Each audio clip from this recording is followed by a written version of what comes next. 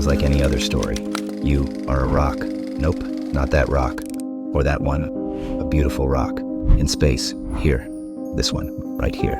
Or something close to it. That's you, Rocky.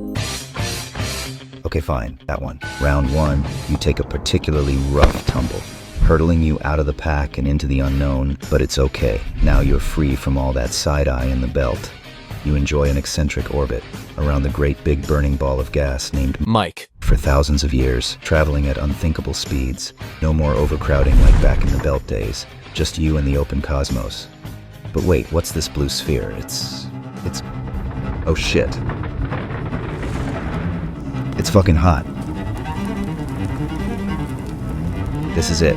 Round two. You've got this. Ouch. Sorry, pardon me. Sometimes you wanna go where everybody knows your name. A whisper of the past unfurls in the cradle of civilization. Ubaid, ancient Sumer's eerie predecessor. There, we unearthed something peculiar, disturbingly unusual.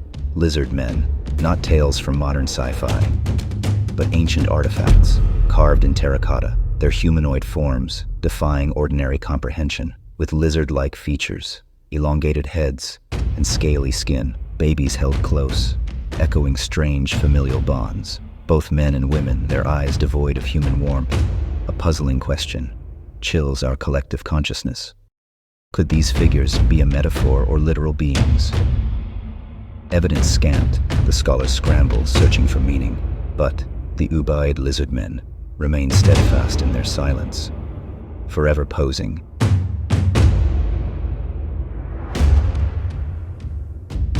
If you could make a mixtape to represent all of mankind, what songs would you put on it? What track would be first?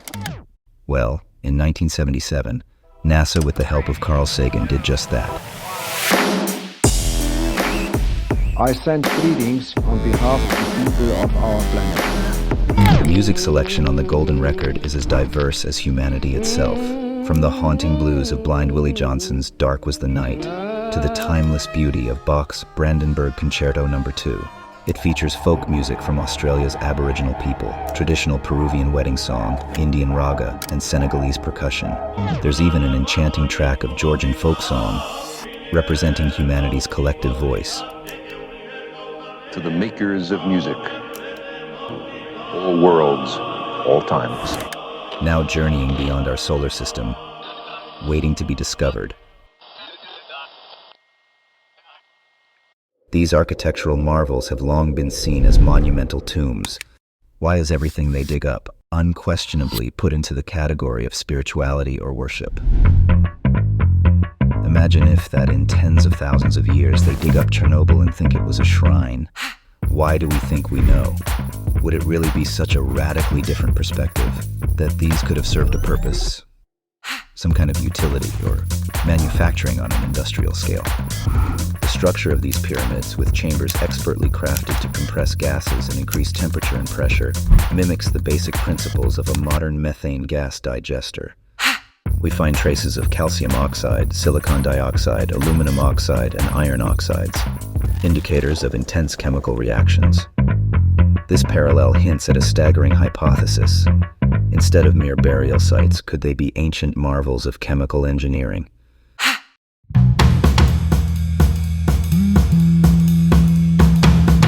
What if I told you that once, an entire town was seized by an irresistible urge to dance?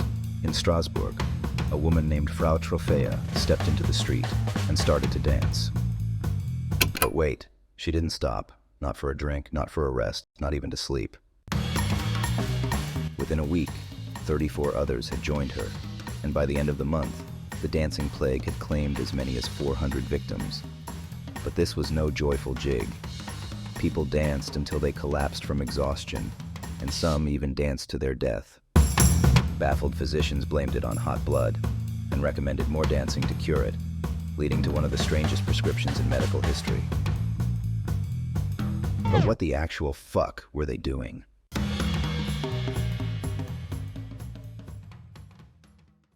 January 25th, research by the University of Washington revealed a chilling discovery.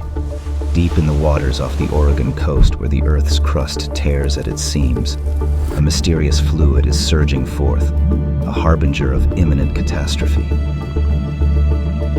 Belching methane and seething with abnormal warmth, its chemical composition suggests an ominous origin. The Cascadia subduction zone, a fault line fraught with apocalyptic potential. But why does this fluid unsettle the scientific community? The answer lies in its role as a crucial lubricant between the continental and oceanic plates. Less fluid translates to more pressure, more friction, teetering on the brink of a seismic catastrophe. Cryptic radio signals, odd orbital pattern, appearance predating our space age, every detail, a breadcrumb, an age-old sentinel. Could it have observed epochs of human history unfold? It all began with Nikola Tesla, this absolute wizard. In 1899, while experimenting, he detected strange rhythmic signals. Origin unknown, perhaps a greeting from alien intelligences, he pondered. In 1960, a phantom appeared, black as the space itself. Christened the Black Knight, a name as mysterious as its origins. Polar orbit against Earth's spin, an unusual path, fueling speculation. NASA's images, 1998, revealed its strange undulating form, a sizable entity, heat-resistant and possibly heavy, a technology beyond ours. Rumors swelled, speaking of a 13,000-year-old extraterrestrial observer. If its origins lie beyond our world, who or what sent it?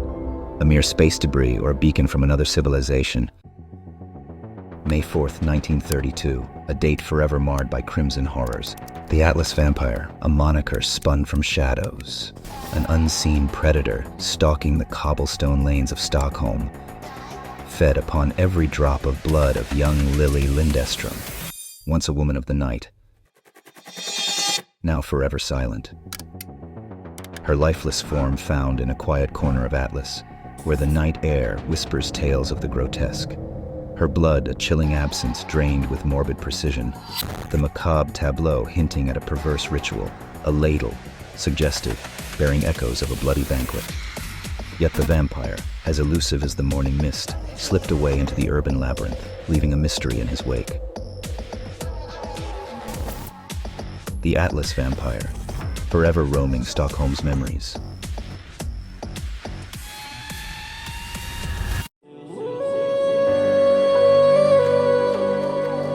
Let's do this! The Big Bang. Our universe begins expanding from a singularity. Gravity forms the first galaxies from gas and dark matter. Stars form, creating gravity wells. Planetesimals coalesce into planets. One of these becomes Earth, hot, violent. The planet cools, oceans form, and life sparks in the waters. Life evolves over billions of years, from single cells to complex organisms. Dinosaurs dominate, then perish. Mammals seize their chance. We claim the land, but a cataclysmic shadow descends. We stumble, all but extinct. Modern humans rise. We build cities, we become kings. We rule in the shadow of gods. We conquer flight, we split the atom. Our journey from Big Bang to now is but a cosmic blink. What comes next is unwritten.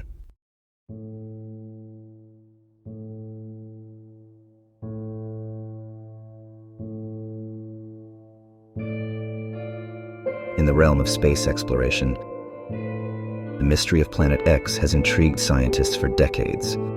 Some believe this elusive celestial body stealthily stalks our solar system, and despite years of searching, no definitive evidence has been found.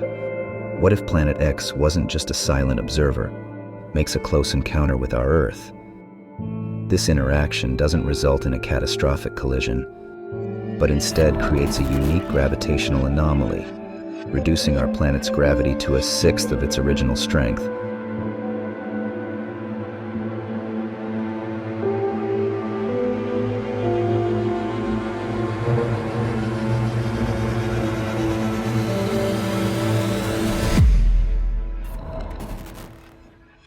In 1798, Napoleon Bonaparte took a minute during his Egyptian campaign to pose positioned on horseback in front of the Great Sphinx of Giza. Wait for a moment. What do these historic images make you think of? It looks like they have just discovered it for the first time. Yet this is not true. The ancient Egyptians also discovered this, buried in the sands. They had no idea who created it and when. They remade the head into an image of a pharaoh from dynastic times.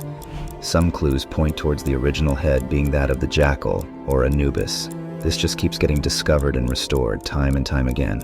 So how old is it really? John Anthony West rocked the scientific community with his claim that the Sphinx was actually carved over 10,000 years earlier, before Egypt was a desert. The body of the sculpture bore distinct markings of water erosion. The deluge that eroded the Sphinx was uncommon to the Egyptian plateau 5,000 years ago, but very common 10,000 to 12,000 years ago. Curio.